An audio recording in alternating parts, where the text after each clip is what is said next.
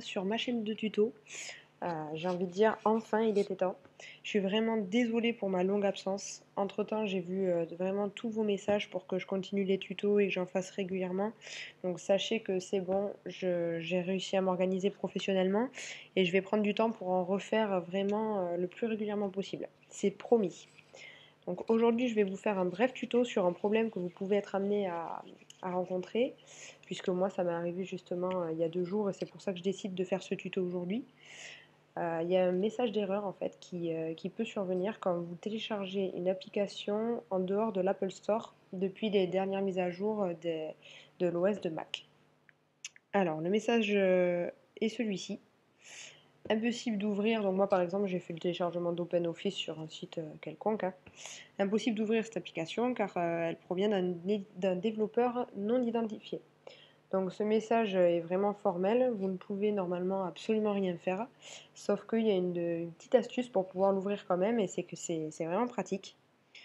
Alors c'est très simple, il vous suffit d'aller dans votre Finder, vous allez dans Applications, vous allez sur l'application en question, donc moi par exemple c'était OpenOffice. Vous maintenez la touche commande, ou la touche pomme aussi, on peut l'appeler comme ça.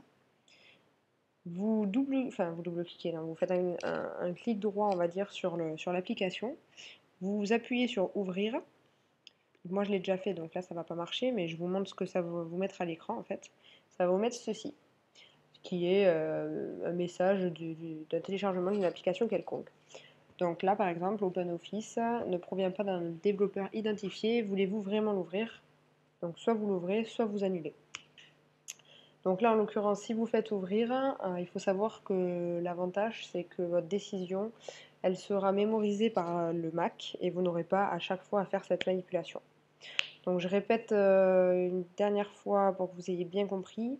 Donc quand vous avez ce genre de message d'erreur, quand vous téléchargez une application en dehors de l'Apple Store, si vous êtes sûr que c'est une application de source sûre, n'hésitez pas donc à aller dans le Finder, à appuyer sur commande et en même temps faire un clic droit et ouvrir.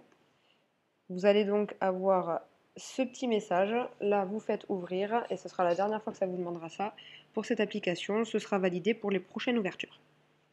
Voilà, donc j'espère que si vous rencontrez ce problème, vous allez vraiment pouvoir vous en sortir grâce à cette petite aide qui est toute bête, mais effectivement, fallait le savoir. Donc je vous dis à bientôt pour un nouveau tuto et merci à tous de liker ma page, partager et liker mes tutos. Ciao ciao!